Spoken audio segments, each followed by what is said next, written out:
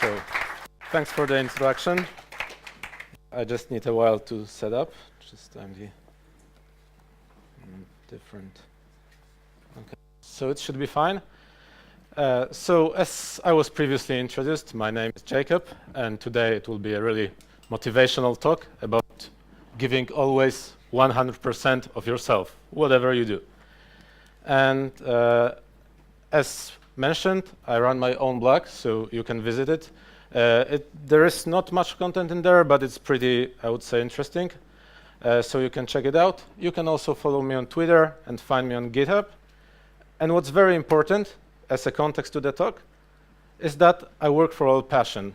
And what you need to know about this company, we are a product house from Warsaw, and one of the principles that is core to our work is to care very seriously about software quality.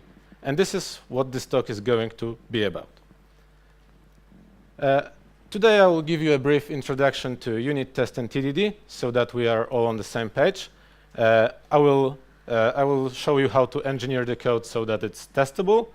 I will also show how to avoid some common mistakes and pitfalls when doing TDD on iOS. And there will be also other parts, refactoring the test code, generating the test code, and also a couple lines about metrics.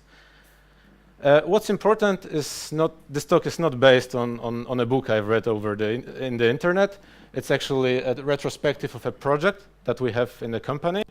And the only thing that you need to know about that, it was pretty big. And also there was a pretty hard deadline in there. So we were discouraged to do TDD. Of course, we didn't do that. We are engineers. So first of all, introduction to testing. So a unit test is an automated piece of code. And what's important is that it invokes a unit of work. It's not a method. It's not a class. And after the code is invoked, it checks a single assumption about the behavior of that code. On the other hand, TDD is a programming technique that combines writing a test before writing any production code to fulfill the test and do refactoring. And why do we do TDD?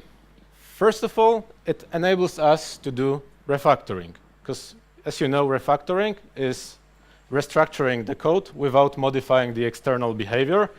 So how can you refactor if you don't know whether you have changed that behavior or not? Other than that, it's a software design discipline, so it influences how the production code looks like heavily. And it's also proven to improve the quality of the code. So at a cost of 15 to 35%,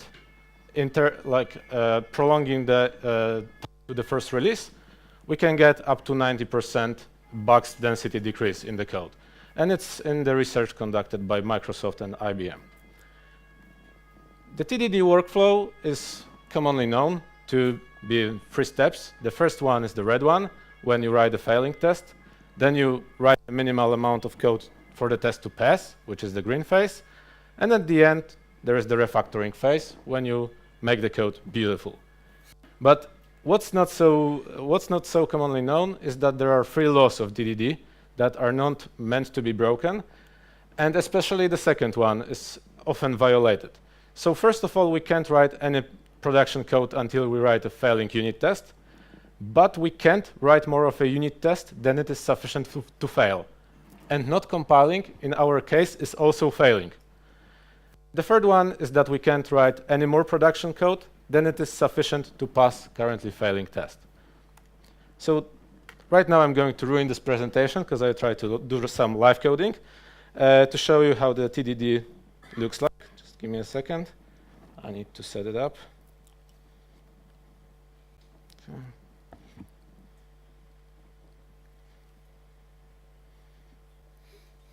I have a very simple view controller that does nothing. It has a single label inside.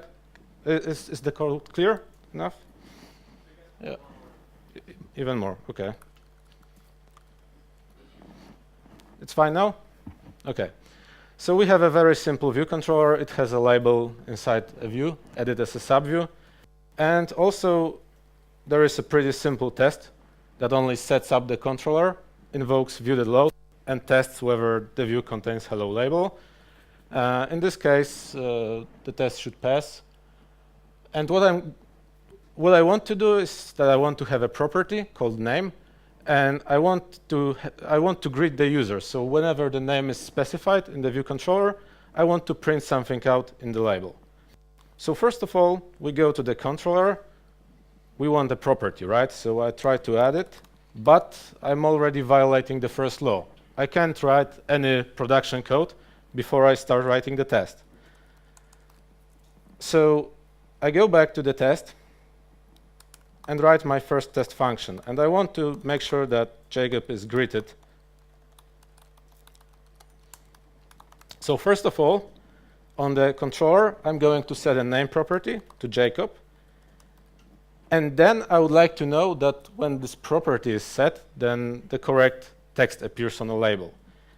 I can try to write an assertion, but I'm already violating a second law. The second law states that I cannot write any more of a test code to make it fail. And it doesn't compile, so it's clearly failing. So we'll jump to the controller, add a simple property in there. It's sufficient to make the test go. We can even run it to see whether it's still green. Yeah, and right now I'm going to write an assertion. So I want to make sure that the text in the hello label, when I set it, it's okay.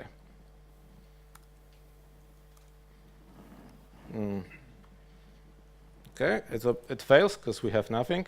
So now on the did set, I'm just going to put this code in there. I don't need to take the property into account. It's just, I should disregard that. It's the minimal amount of code that I need to pass. But that's not the behavior I wanted, so I need to add another test, this time for Mark. So I'll try to greet him too. I can use more code in here, because the code up here would already compile. I just need to add another assertion, and this will fail. So we are still in the red phase in here. I just want to make it pass, so I'll try to extract this name and greet the user.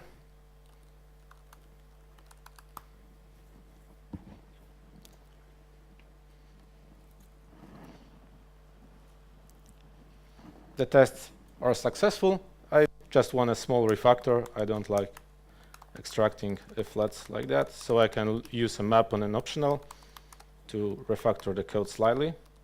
And this is the third step of the refactoring phase. And if I haven't screwed anything up, then the test should still pass. Great. So that was a quick recap on how the TDD works. Now we'll get back to the presentation. When writing the tests, we need to engineer for testability. So we need to make sure that the code we write is actually testable. And how do you do that? It turns out it's actually pretty simple. You just pass values to function and returns values from functions, and everything is testable. Yeah, but it's not that easy in the real world, is it? So in order to answer the question, how do we write testable code, we should resort to a great talk. It's called Boundaries. It's about Ruby, but if you haven't already watched that, don't be put off by this. It's one of the most influential talks in my entire development career. And it's about splitting the code into two parts. One of them is all of the ugly real-world dependencies that we are dealing with. So side effects, stateful operations, and it's called imperative shell. On the other hand, there is a functional core. And in here, we are writing only functional code. That what's important in there is that the functional core should contain all the decisions. So all the if statements, all the guard statements, and etc. should be in purely functional core, so that they are easily testable. I was trying to figure out some good example of using that on the iOS, that would be so concise I could present it. And it took me quite a while. Unfortunately, I found it in my own code, so kind of a self-critique in there. And don't try to read through the whole code in here, because it's pretty complicated. I will guide you through that. So what this implements is basically simple pagination on a scroll view, so that the scroll view won't stop between pages.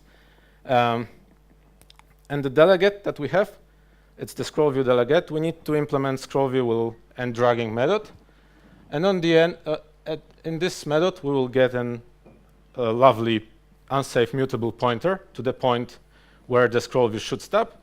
And if we alter the value of that point, then the scroll view will stop in a different place. So we can control that. And this is my original implementation. So it's an extension to the scroll view, which I called offset snap to page. And this extension is kind of long. There's a lot of maths in there. It contains decisions, if statements. But unfortunately, it contains also the real-world dependencies. So it's dependent on the scroll view content size and frame, etc. So if I want to test that delegate, what I have to do is I have to set up this whole dependency, maintain its frame content size, and then I need to create a pointer every time. And those assertions look pretty bad, to be honest. I mean, if you were to add another test case, then it's pretty hard. Even though it's 5 lines of code, it's kind of hard to grasp on. So what can we do about it? We can implement all of the logic to another class. And in this case, I've called it snap calculator. And the whole internal state of the scroll view is now stored into a structure that you get as an input to that dependency, snap calculator. And as an output, you get the modified point in which you need to hook up. And if we look at the tests for that, you can see that it reads much better. So I can set up content info once. I can invoke the method and just assert the results. No pointers, no scroll view state, etc. And what's beautiful about that is that when I want the snapping delegate to use that calculator, I can simply go there, instantiate it like that, and I can just try to use it because it's functional. I don't have to stub it. I don't have to change it with anything else. I just can simply use it. So in here I pass the content size and also the frame of the scroll view. This is the internal state I was talking about. So so all the internal state is now contained in a simple structure. And here I'm just using the calculator.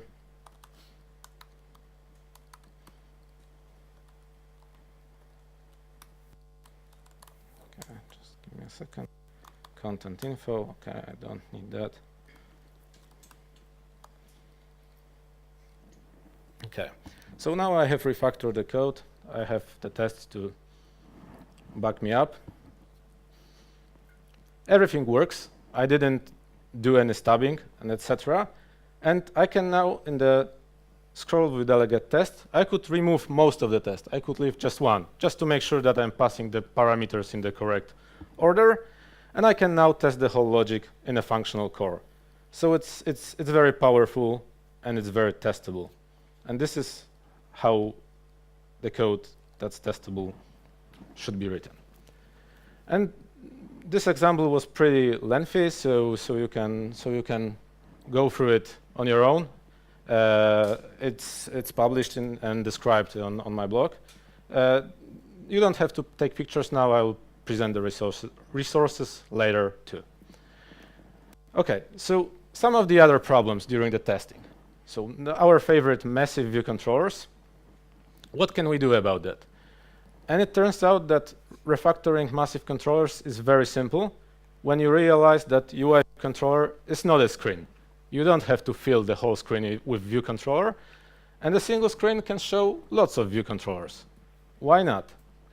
So let's call it more view controllers instead of model view controller. And now, how do you decouple that? First of all, we are never subclassing. We are doing the same as we would do with traditional dependency injection pattern. So we are trying to compose it using child controllers, and we are using protocols to describe the boundaries between controllers. Then in the parent controller, we can refer to a child controller as a plain view controller that implements given protocol, and we are expecting to reuse controllers. How does it look like in practice? Adding a child controller is pretty easy. We just call two methods, add child view controller, we embed the view whenever we want to, and we call did move to parent view controller on the parent view controller. It's taken from the extension on the UI view controller, so that's why we are referring to self in here. Then imagine you have a list of items that's scrollable, and you can tap on the list. And you want to extract that, and in a parent, you want to know when the product was selected. So what we are doing is we are extracting the controller type, and we have a closure that we are going to invoke whenever the product was selected. We make the child controller conform to that protocol, and we just have a closure in here. In view.load, we set up the select method so that when you tap on that, the closure is invoked. And the magic happens when you try to embed this controller in a parent. So now we can have a child controller type, which is, as I said previously, just a view controller that implements this protocol. We inject that controller through a factory so that we can create it lazily and embed it when the view is loaded. And then if we want to test that, stubbing the child controller is very easy. You just take an empty view controller with a single closure defined.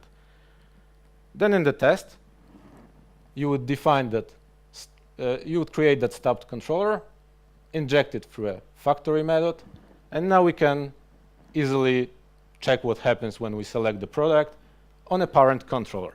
So we can separate those subsystems if we want to, and this way we can just use a lot of controllers per screen.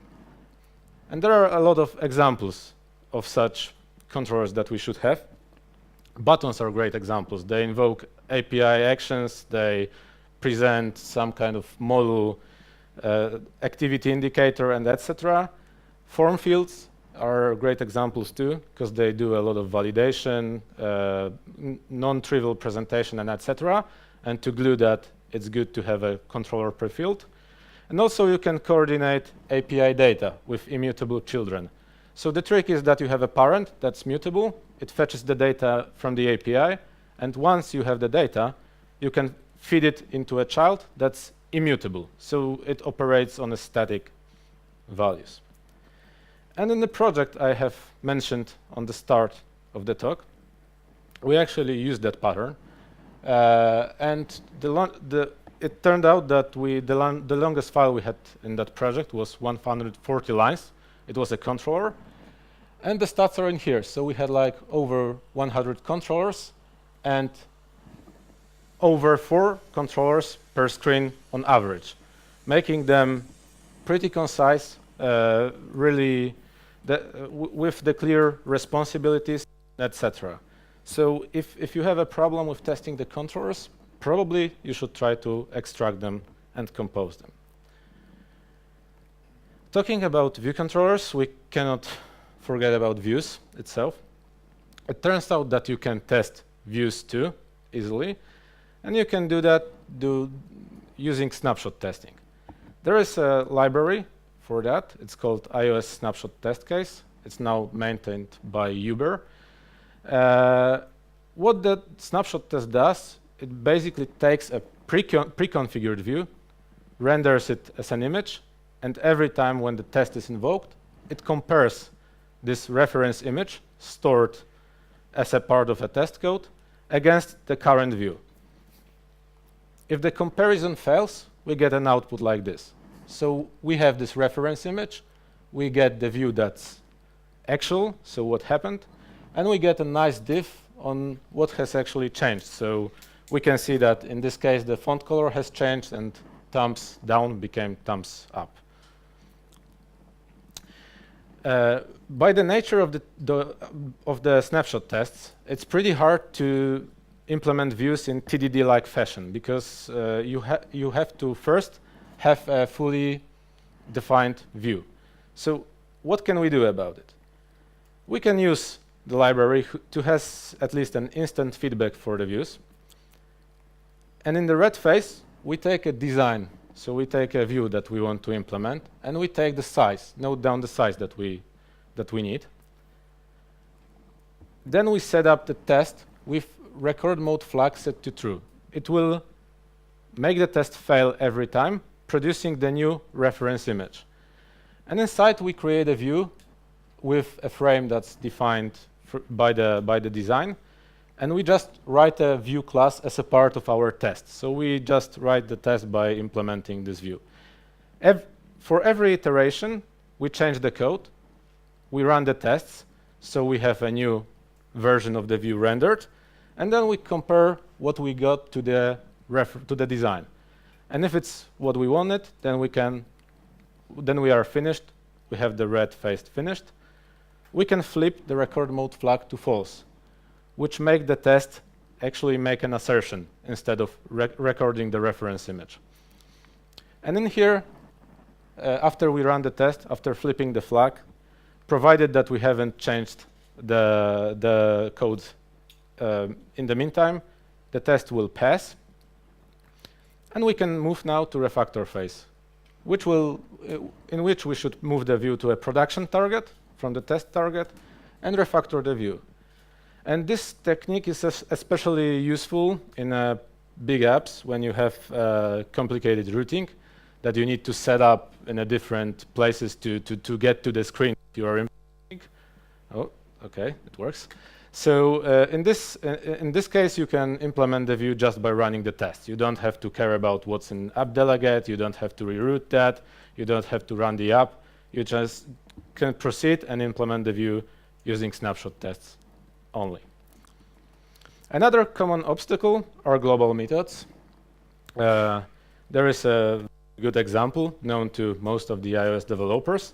There is this beautiful obsolete API with really lengthy method names that I couldn't fit into a slide, so I have to truncate them. And what it does is basically it draws an image using a closure. And you would like to do two things at once. So first of all, you would like to test this code, because there is pretty important logic that and the context where whatever happens and etc. You would like to be able to test those decisions, but what you don't want to do is you don't want to damage the code, so that you want someone familiar with the API look at this code and still be able to make sense of it. And how to deal with that? First, we need to know how Swift space resolution works. So if I decide now to ship my own view controller type, I can do it. I can give it a set of dedicated methods, and I can code it. I can call it in my own code. It will compile. It will work. No problem. The problem comes when I would like to ship this view controller as a part of a module, as a dependency.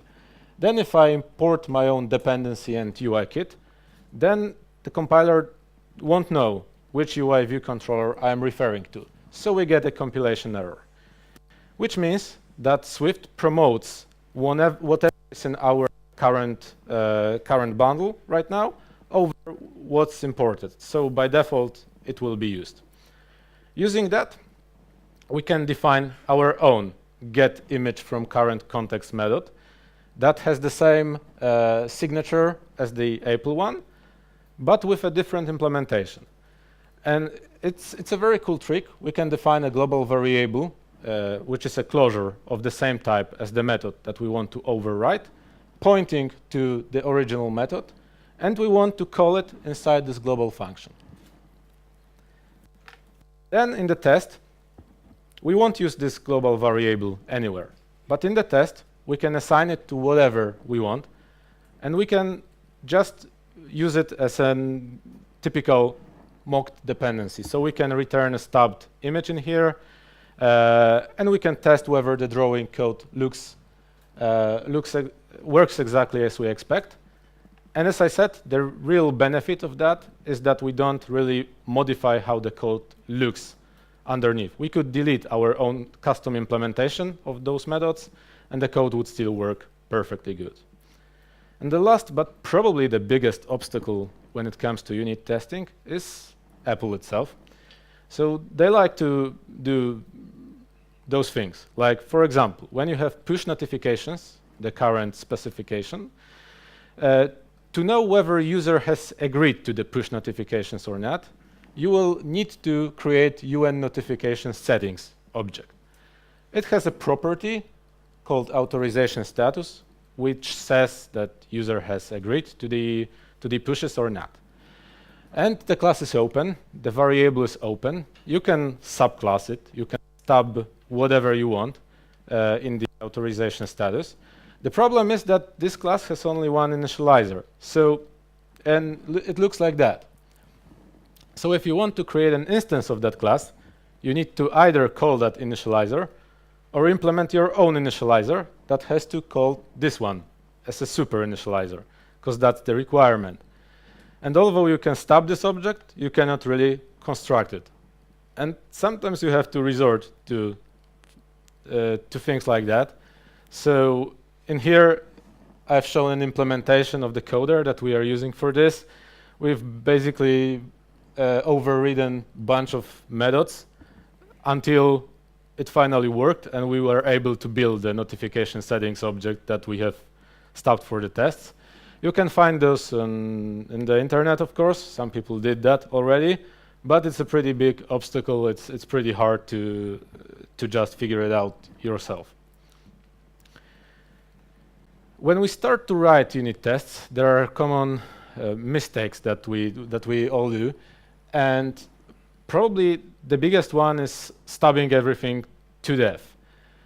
And if we were to look on what other people say about it, like Uncle Bob, and it's evident that we shouldn't try to just extract every possible interface and try to provide a stub for that. We just should mock what we need to mock across the boundaries, and inside the module, we shouldn't do that. And the violation of this, I have an example in here. I need to give you a little bit context on that. So we needed to build a functionality that fetched the images from the internet. And we had a couple of different image types, and when the URLs came back from the API to the images to fetch, they were incomplete. They were not absolute, they were relative. We had to fix that. What's worse, for the different image types, we have different rules for building that. So we had that dependency that, based on what came from the API and based on the context, could resolve the absolute URL to the image. And then we have the dependency that actually did the fetching. So in here, I'm presenting the spy that we have used for the test. And one day, I came across a test for the class that fetched a couple of images in bundle. And it looked like that. So those two spies were instantiated. The method was called. And in the end, what was checked is that this class fetches two images from exactly two same URLs, which is totally not what we wanted to build. It's just an absurd. So it's an example of over-mocking. We shouldn't really try to mock those classes that are in the frame of our core. It's not across the boundaries. We should try to use the real dependency and try to build this mock the way that it can handle real images. Means a couple of examples mapped to the couple of images for the testing. And the other thing that happens to all of us is trying to maintain tests that are unreliable. A good unit test should be automated fast, but it should also be trustworthy. And it's a necessity to write a test this way. And if we have the other test that most of the time passes, but sometimes fail, the false positive like that, we should definitely drop it, or at least extract it to another test bundle, which is not our unit testing bundle. And it's because having a test like that will soon kill the whole purpose of the suite. People will start to not pay attention to why the tests have failed. And we had a situation like that because we needed to run, it was a separate target, but we needed to run integration tests for the API. It changed a lot and it was pretty broken. So we had a lot of tests that were hitting actual API in a different bundle, and we had like 10 fails every day. So when something really broken, we didn't notice that because we were just flooded by false positives, and it has no value at all. So you should always drop those tests. They will kill everything else. I've said previously that unit tests aid refactoring. And the question is, should we refactor the test code? And answer is yes, we should do it. Imagine we have a really simple model, which is a user that has its own ID and the birth date in here. And we want to write a lottery that it's not a lottery actually, but we want to give prizes to our users. And we want every user that is born in January to win a prize. So let's run a test. Let's write a test for that. We have a couple of users defined, and we have a pretty clear assertion. But looking at that test, does it actually work like expected? I don't know. I don't know whether it's January. I have no idea. So the test is pretty hard to read and therefore to modify. And we should refactor it to make it clearer. There are two simple steps that you can do on a code like that to make it clear. First of all, you need to get rid of instantiating the date by the timestamp. It doesn't work well with humans, unfortunately. So having an extension on a string that creates a date from an arbitrary format that works for you is almost a necessity when dealing with dates in test. And also another pretty good trick is to actually have a test data. So have a set of predefined models for your application that you are using across the tests. You can name them whatever you want. So for example, I can include that this user was born in January 1990. And when reading the tests, it's now painfully clear whether it works good or not, because I know who those users are. I know what's their birth date, so I can clearly match the outcome with what's defined in the test model. And it's a very cool trick that you can use. You can reuse those test data between the tests. If you had a lot of API calls, it will make it very, very easy to do. Another question is whether we can use code generation to aid the testing. And it turns out that sometimes we can do that. To generate a code, we would probably need a third-party dependency. There is a tool called Sorcery. It's pretty good. It knows about your code structure, so it can generate the code based off the template. That takes your code into account, and it can do a lot of things. How can you use that tool in testing? We had a pretty silly problem in our code base. We are not using storyboards and etc. So every time we had to implement a controller or a view, we would get 0% code coverage on this. And the problem with 0% code coverage is that every time you go to a controller and you try to see whether you have tested everything, you can see a file, you can see a coverage next to it, and it's not 100%. Something is not tested. You drill down into it and say that this is the part of the code that's not tested. I'm not even using that. Why should I test that? I don't want to do it. I just want it to return nil every time. So, and the code coverage, it's like, on the other hand, the code coverage is pretty important. when you are doing the tests in Swift environment, because there are no tools to tell you that you have unused code in your code base, like out of the box, that you would get in different languages. So code coverage might give you a good hint on that when you have a function that's not used. And that's why it's also important to look at this sometimes. Okay, back to the problem. To solve this required initializer problem, we have used Sorcery, and I have written a very simple extension on a view that iterates over all the views inside the app, and it creates an array of something that takes in a coder and returns maybe a view.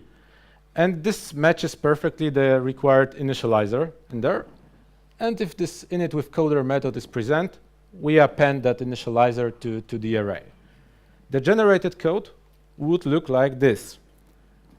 So it's just all of the views and their initializers that you have, required ones, in a single array. Then you can easily write a test that checks whether all the views are non-codable, because you just iterate over that and invoke that initializer. If it returns nil, then everything is fine. You don't have to care about those required inits anymore. You just can use it once, and you can do the same for the controllers if you want to, so that you don't have to bother about not testing those. The other usages of Sorcery for testing, first of all, it can synthesize equatable, and compared to what Swift, it can do so in extensions. So when you have a model that you don't need to be equatable, and you just want to compare it inside the unit tests, you can declare the equatable conformance as an extension in the test target, and Sorcery can synthesize that. Swift cannot do that yet. It can generate mock objects for you. It's of limited use, but still it's worth exploring. And also it can create some complex assertions. For example, in our architecture, we have an enum that for every case we wanted a specific class, factory class, to be present. And we have checked whether those counts matches using the Sorcery. Last but not least, metrics. They are pretty important when it comes to crafting a good software. We had a couple of metrics measured on every pull request basics. So the project size, static analysis, and really important SwiftLint one that I highly recommend, and also the code coverage I have mentioned earlier. But the metrics itself are of a limited use when you are not visualizing them properly. There is a great tool which helps you do that. It's called Danger, and you can hook it up to your continuous integration process. What it does, it actually can output linting like that. So on every pull request, you will check for predefined rules, and if they are broken, the tool will automatically write a comment and update it when you commit other changes to the pull request. So in this case, I've done a violation of SwiftLint. I can see it right when I'm reviewing the pull request. I can also see that it's work in progress as a reminder, and it's a big PR. The Danger itself does not provide much rules out of the box, but you can write your own custom ones. And the one that was pretty interesting for us was to use JSCPD tool. There is a well-known design pattern called copy-paste that you want to really avoid in your code. And this tool can actually help you with that. So it can find the parts of the code that are duplicated, and it has a lot of configuration options so that you can configure it the way you like, so it won't trigger too many false positives. You can hook this tool up to Danger. So every time we have a pull request with a duplicated code, you will get a warning which specifies which files caused the duplication and which lines made the violation be triggered. And it's very simple to set up. you just needed one file. In here, you basically specified which files to take into account and to output the result to a JSON file. And then in Danger, you can just run the tool, parse the results, and if there are any clones, output them directly as a comment to your pull request. And the full configuration you can find under the URL. As I said, the resources will be available after the presentation too. So you can use that to kill the copy pasting the whole code base. And the last metric I wanted to talk about is code coverage. It's often abused or misused because the code coverage it's a percentage of code that was run during the tests. And while it's, as I said, really useful to detect parts of the code that were not tested, it's useless when it comes to the asserting the code quality. And sometimes people think that high code coverage is a high quality. It's not. You can have 100% code coverage without a single assertion. So everything will pass without a doubt. But still, it's good to track this, to know if there is anything you can improve. And there is also a plugin for the Danger that helps you parse the code coverage from Xcode and print it in the human-friendly fashion. So in here, it's you can see the output of this tool. Every time you commit something, you can see that how the coverage has changed, how your changes has affected the coverage. It's only for the files that have been modified in the pull request. And this slide pretty much sums up what I wanted you to remember after this presentation. So it shows the current coverage of this project I have mentioned with the hard deadline. And it shows that even if you are pressed and you are really pushed to do everything as fast as possible, you should really take care of yourself. And you should try to have at least some tests. And it's possible. We have done that. We made it on the deadline. So you should really at least try it and try not to be banned too much by others. Having said that, I would like to thank you for the presentation. It was a pleasure to talk in here. As I said, if you want some additional resources, you can find it. The slides from this talk are available online. I would also recommend visiting the quality coding blog. It's really a very good starting point for writing TDD on iOS. And also, if you are interested about functional core imperative shell pattern, then you should try to visit this gist. It has a lot of resources included. Thank you very much. Do you have any questions?